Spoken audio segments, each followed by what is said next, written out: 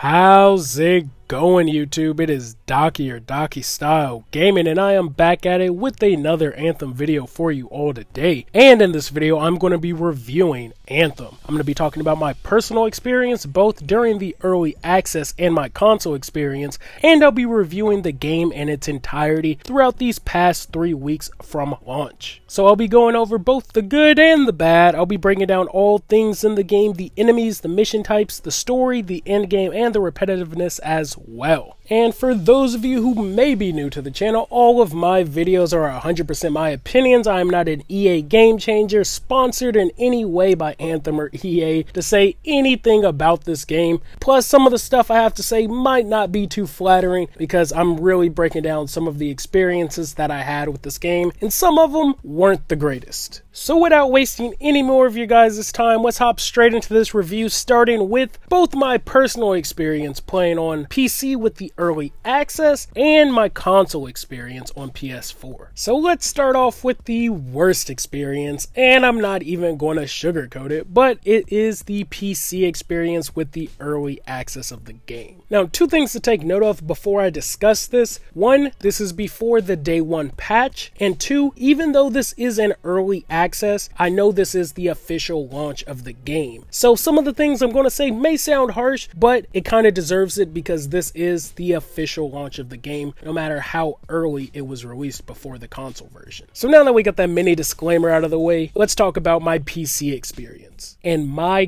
God, was it horrendous. I feel like I encountered just about every bug that you could throughout playing it on PC. And as I said on Twitter when I was playing it, that this launch was completely unacceptable. For the game to be released in the state that it was released in just blew my mind. Outside of the 4 to 5 minute load screen times, I encountered two game-breaking bugs. The one which required me to completely recreate a whole new pilot just to continue playing the game. Not to mention it had multiple crashes, had skipped cutscenes, audio glitches. It even missed the final cutscene of the game and the epilogue scene because of a bug that happened within it. There was massive rubber banding, the lag was 100% real, and the frame rate drops were unbearable at times. And it's honestly kinda hard to believe when the devs have said that they were watching other games like Destiny and The Division or other looter shooters in the genre when making this game, because honestly, and as I'll mention throughout this review when comparing it to other looter shooters, it experiences a lot of the same issues that some of the other looter shooters in the genre experience as well. So if the devs meant they were watching the launches of other looter shooters, they definitely did, because just like most, it did not launch in a very good state. Like I said, it was a very unacceptable launch. And then the worst issue, and before people go in the comment section, I know this has been fixed, but again, I was playing before the day one patch or any other patches,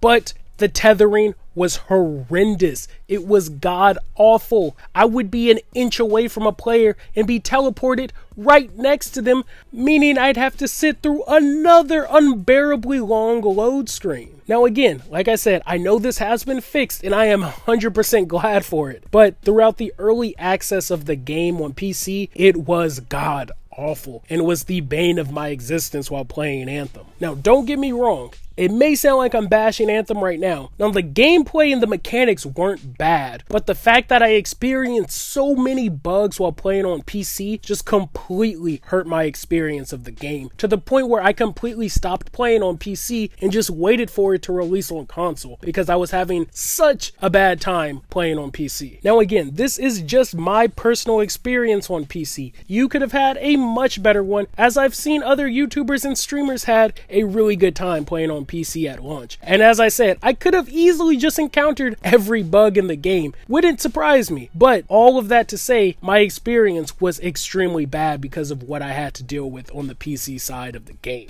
But when we hop over to the console side of things for its official launch, my experience was drastically different. Now, most of you probably caught the stream, but I did manage to stream the entire story mode without a single bug or issue. No game-breaking bugs, everything played extremely smooth, no frame rate drops, And all that while I'm playing on the standard PS4, not a PS4 Pro. Now, with the console release of the game, I was playing on the day one patch, but things did change, like the load screens, which were drastically faster than on PC. I didn't have really any lag spikes. I did hit a couple rubber banding issues, very minimal though. And then occasionally I did notice that there were connectivity issues, but honestly not on my side, just throughout people saying on the Discord that they were having a bunch of login problems and problems connecting to missions. And then the best part about playing it on console was I got to play with a PS4 controller, and it felt so right to play Anthem on a PlayStation 4 controller.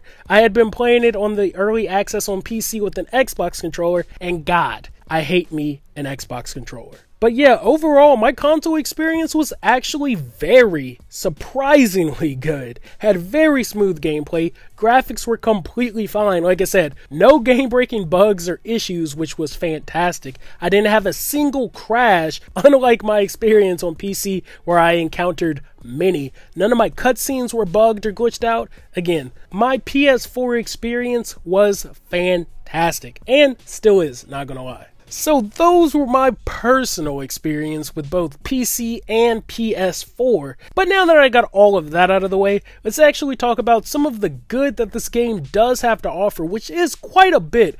And then we'll discuss some of the problems that still plague this game and that plagued it during the launch. But since we started off kinda negative discussing my PC experience of the game, let's hop over to the brighter side of things and let's discuss all the good that this game has to offer and will potentially continue to have to offer later on in the future. So first, let's get the most apparent thing out of the way, the flight. Everybody knows, even if you want to hate this game, you can't say that the flight mechanics and the flight system in this game isn't extremely fun. It's probably the best thing about this game and what makes this game so much fun to play. Even if you weren't playing a mission, just going to the open world and flying around is super fun and extremely engaging. Another thing that I've come to appreciate in this game is the in-game lore. There is a ton of lore in-game, a ton of lore to find, and the fact that all of it is actually accessible throughout your menu is extremely nice. I'm super happy for it to be there, and me being a lore guy, I'm glad that there's a bunch to discover and a bunch of mysteries hidden throughout the world as well. Adds a bit more to the game and a bit more to do also. Another thing that feels really good in this game is the coin grind. The coin grind and the amount of coins that you start receiving in this game is actually quite good, to the point where it doesn't feel like you'll ever need to spend money in the microtransaction store. You'll be earning coins from completing strongholds, missions. You might be out in the open world and accidentally kill something and get coins just given to you. I feel like this game just hands out coins, and that's not a bad thing. And then, of course, another really good aspect of the game is the gameplay itself. It's extremely fun and engaging. Pairing your abilities with your flight system, the gunplay, it all works together so well and makes the game feel a lot more fun. Especially when things start to feel a bit repetitive, but I'll touch on that a little later. Now, another fun side thing to do in the game is just talk to some of the NPCs. Now, the story-based NPCs are probably the best ones to talk to, but trust me, there are some hilarious conversations that you have with some other people in Fort Tarsis. Now, let's talk about the world, Bastion itself. Now, I've been seeing a lot of reviewers saying that, oh, it's just one world, so you're playing on the same map every time. But trust me, it is one map, but it's a lot of map. It is a massive map. It's a huge open world area to explore with more than one type of location. Like, yeah, don't get me wrong. There's a bunch of rivers, forests, and trees everywhere, but there are some pretty unique locations in the world as well. Whether it be scar camps, some of the destroyed areas, some of the metal textures and fixtures all around the world. Some of the different locations in this game are actually pretty fun to experience and even explore for yourself. I'll probably have some gameplay playing in the background showing you off one location that I found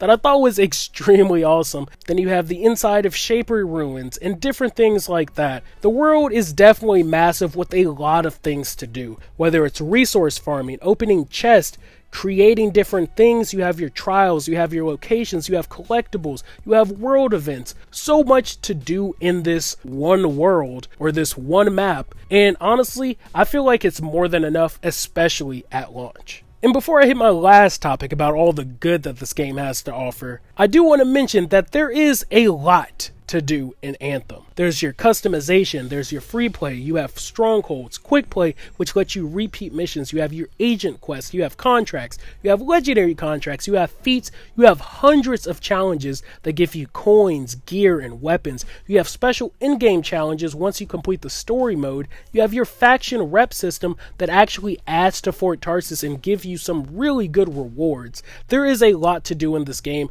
contrary to a lot of reviewers' popular opinion. Now on to my final point, and outside of all of the good that I just listed, within these next couple months, especially within a couple weeks, we're getting massive updates. We got our roadmap where we'll be adding a bunch of new stuff to the game this month alone. April is going to be a huge month for the game. We're going to be getting a new stronghold. We're going to be getting leaderboards, guilds, stronghold leaderboards. It's going to be so much coming to the game, and all of it is free, which is the best part. And the fact that there is still possibly more things to come. The devs and game actors have teased more story content to come already. Plus the fact that the game ended on a cliffhanger teases more story to come, and they clearly left one dispute unresolved throughout the story as well, so I really can't wait to see what comes from that too.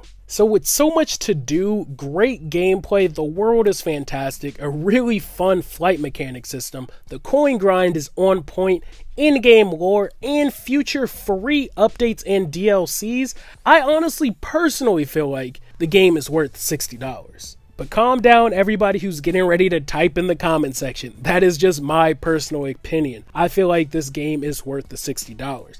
Now, I am not going to tell you to buy this game, and I'm not going to tell you to not buy the game. I want you all to make the opinion on your own. If this is a game that you feel like you're going to play, you're probably already bought it or you're going to buy it. If you already don't think you're going to get the game, you probably won't. And that's perfectly fine. Again, it's a different game for a different player, and it's personal preference and personal taste. Again, I feel like it's worth the money, and you may not, and that's completely fine. And I understand that there are a lot of reasons to feel like it's not worth the price point. But for what I personally look for in a looter shooter, I feel like it's more than enough at launch at least. And with the promise of more to come for free, you really can't go too wrong.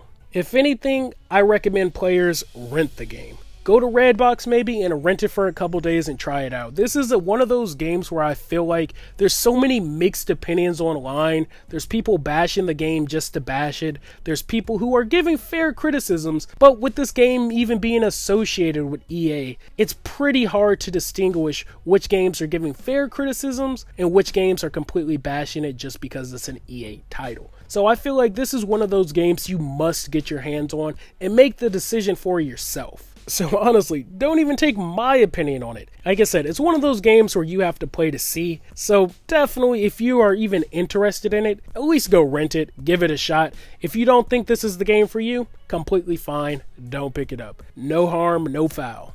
But now that we've touched on all the good that this game has to offer, let's hop over and talk about the problems that still are plaguing this game. One being the AI. The enemy AI is not too challenging. Now, there are slight variations. You do occasionally see an enemy run away, and some of them do slight dodges, but outside of them being bullet magnets where their bullets auto-lock onto you, they're not too difficult to face, even in higher difficulties. Another major issue that this game still encounters is the loot. And having bad loot in a looter shooter is a problem, especially in some cases when it means no loot. And what I mean by that is there are currently no cosmetic drops in the game. Now, yes, I know later this month we will be getting chests that will be adding cosmetic drops to them and vinyls, but at the launch of this game, a looter shooter that doesn't have armor drops, whether it's beating a stronghold, certain missions in the game, story elements, or even in the open world, kinda baffles me that there is 100% no cosmetic loot drops in the game. It just blows my mind. And then also, the weapons in this game are pretty basic. Now, don't get me wrong, Some of them do hit pretty hard, and they are nice to look at when you get your legendaries and masterworks, but none of them feel unique. All of them are just projectile-based weapons. There's no laser guns, no burst wave weapons, no beam rifles, no bouncing bullets. Everything is just a single-shot bullet. When you look at other games in the genre like Destiny or Warframe, at least their guns act and feel a bit more unique and differently than each other. Now, another thing I know a lot of players have still been encountering, especially people in my Discord, they've still been experiencing server issues. So this late in the game, I feel like server issues should kind of be a non-factor at this point. But the fact that people are still experiencing them, getting kicked from missions, getting kicked from going into a mission, or in a mission or an open world environment, and you get sent back to the home screen or the news tab, is kind of unacceptable this late into release. And then lastly, the load screens. Now, don't get me wrong, the load screens are a lot faster in terms of load time than they were when I played on PC, but that's not actually what I'm talking about. I'm not talking about the load screens' load time, I'm talking about how boring they are, and how constant they can be at times as well. Now, don't get me wrong, other looter shooters have load screens as well. Destiny, whether it's you going into a mission, going into your tower, going to new planets, going to the Crucible, or Warframe, whether you're going into a mission, your dojo, your bazaar, the simulacrum, games have load screens. I definitely admit this, and we can all admit this, but they're not as bad, and again, not as constant as Anthem's. And for the most part, at least with the Destiny, you have something that's at least nice to look at, whether you're flying to a whole nother location, getting ready for a Crucible match or a mission, or even Warframe, where it's extremely basic, but you can just move your ship. Anthem's is extremely boring to even look at because it's like a late 90s, early 2000s PlayStation 1 black background with a tip load screen. And that makes these load screens extremely noticeable. So now that we got some of the pros and cons out of the way, you might be asking, well, how is the game itself? The story mode, the missions, the enemies, things like that. So let's break those down section by section, starting with the story. Now, this is a BioWare IP, but this is definitely no Mass Effect, Dragon Age, or KOTOR by any means. Honestly, it's really not even in the same caliber. But that doesn't mean that the story itself isn't a good story. For the most part, the story starts pretty strong. It has a very strong beginning where you get to encounter a lot of the characters that you'll want to know throughout the rest of the game, talking about and building different relationships with them along the way. Now, the middle is where it gets very muddy, because you start getting slowed down by the story because you're having to do so many side quests, challenges, and tasks to the point where it feels extremely boring and monotonous. Which definitely sucks because it almost completely breaks the immersion of the game and the story, because you're having to go do these random mundane tasks throughout the rest of the game before you can even complete the story. Now, luckily, the ending is pretty strong as well, and there's even a cliffhanger and a mini epilogue scene at the end with teases of more to come, and one very important story aspect that I feel like was potentially left open for the return of a certain character. But with a pretty meh middle, with missions like the tomb challenges or killing titans for their cores, really slowed the pace of the game down, and I feel like it was used to kind of extend the story experience longer than what it really was. If we're being honest, the game took me about 10-ish, maybe more hours to beat, but if it wasn't for the middle part of the game, it might have been a 6-hour story. Maybe less, probably way less if I'm being real. But speaking of the story, let's talk about some of the missions, because I know I hear a lot of people saying they're pretty repetitive and there's only 3 different things that there really is to do in the game, which honestly isn't completely the case, especially when you get out in free play. But to kind of hush the whole repetitiveness side of things, one, many looter shooters are repetitive, if not every looter shooter. But it's the gameplay that doesn't make it feel repetitive. If it has a good enough and engaging gameplay, the actual missions won't feel that repetitive. But when you play games like Warframe, you're essentially doing the same missions over and over again. Whether it's doing an exterminate mission, or a spy mission, or a defense mission, or a capture mission, etc. You're doing the same missions over and over again, just on different planets. Same with Destiny, whether it's you have to go scan an object and you just sit there and defend it, and then boom, it's a horde mode, or you place an item in a point, kind of like the siege engine from the Spider Walker tank, and so much more. Every looter shooter is repetitive, but it is the gameplay that makes it feel pretty much not repetitive. Now with that out of the way, because again, I see a lot of YouTubers and reviewers talk about how repetitive the game feels. Again, when you come to a looter shooter, that's what you expect. But some of the different mission types that you can encounter in the game aren't the 3 that every YouTuber is saying. You have your echo collecting one, you have your rebuilding the shaper, you have your stand on the point or data extraction mission, the 3 that most people commonly talk about. Then you have your strider repair, your fragment collection, you have your straight horde fights where they just spawn a bunch of enemies, you have your attunement missions, freelancer help missions, and a lot more. Again, it's not just 3 missions like most reviewers were claiming. Again, I feel like they didn't truly play the entire game and they were just ready to bash it for any reason.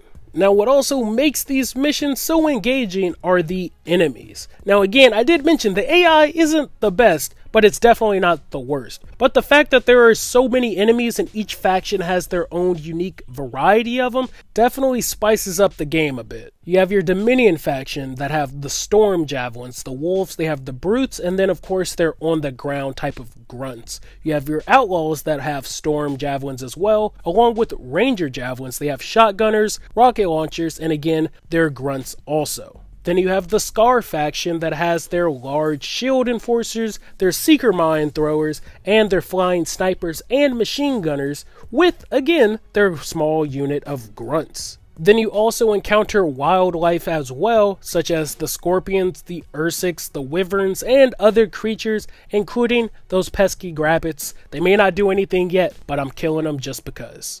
And then you also have your bigger enemies like the Ascari, which belong to the Scar. You have your Furies, which belong to the Dominion. And then you also have your massive Titans in different rarities that also come out as well. And then lastly, we have a brand new enemy type that was teased during the secret ending of the game, which I won't spoil for those of you who haven't beat the game or who may still want to play the game.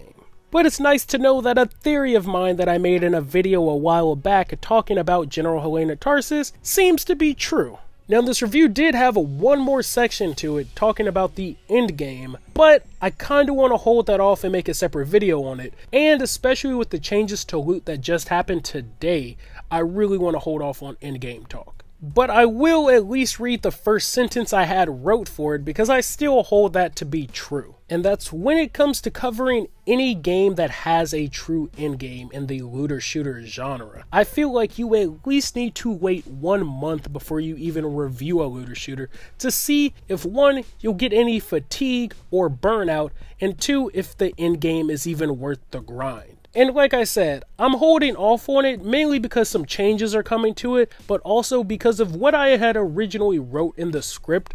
My feelings have actually changed towards the end game. Some for good, but some kind of for the worst as well. So definitely stay tuned to the channel because I will have a separate video breaking down all things Anthem endgame and discussing is it even worth the grind.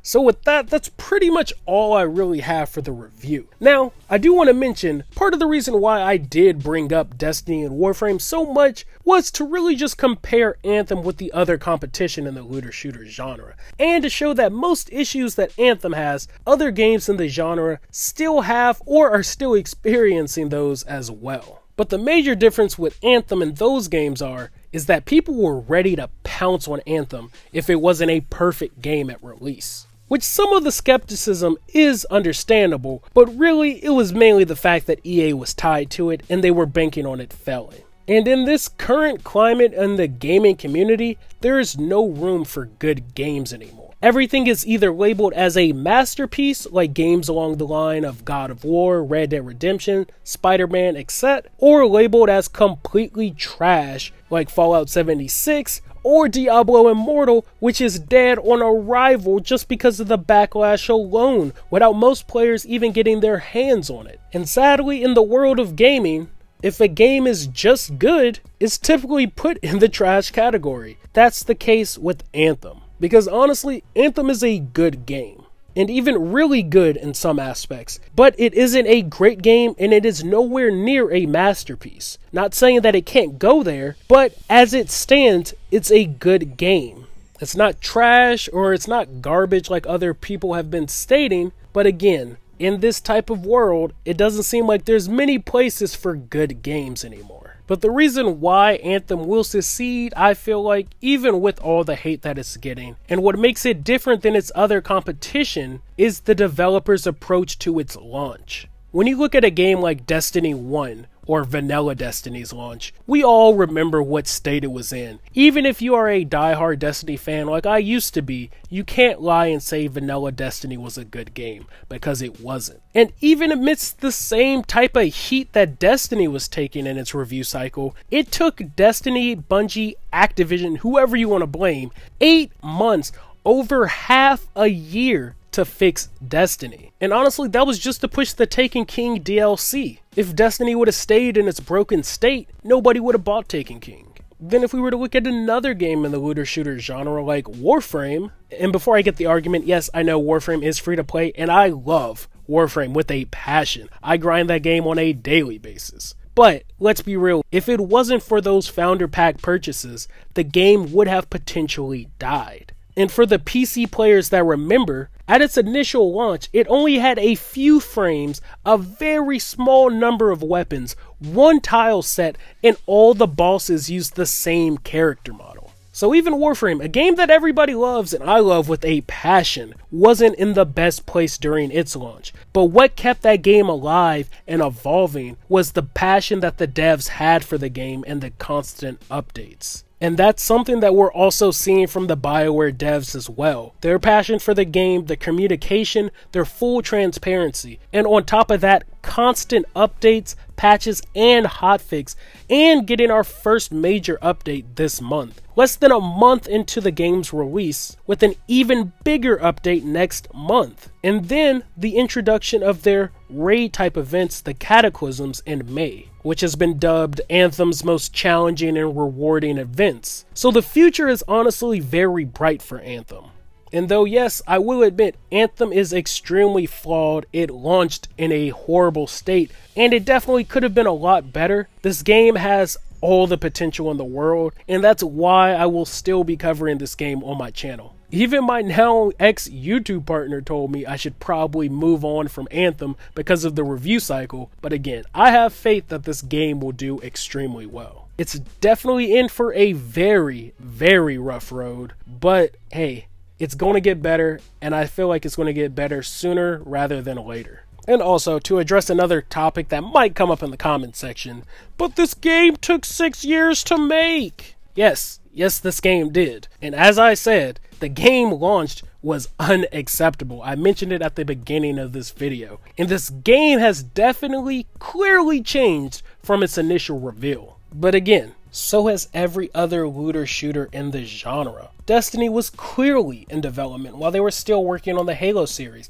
and the first reveal was drastically different from the launch of Destiny's release as well. Warframe was the same way, a very long development cycle while looking for a publisher, major changes, and we even saw a launch of another game while they were still working on Warframe, which Dark Sectors isn't that bad of a game, but still. Just because it had a long development cycle doesn't guarantee that the game is going to launch extremely well. Crap launches do suck, I'm not going to lie. But it all comes down to how the devs are going to respond and react to feedback. And honestly, in Anthem's case, the devs are doing remarkably well. I feel like there's hope for this game and a very promising future ahead, with many great things to come, and let's just hope for the best with this game going forward. So that is all I have for this video, guys. Thank you all for watching. I know this is my very first video back in a very long time, and this video is an extremely long one. So thank you all for sticking through it.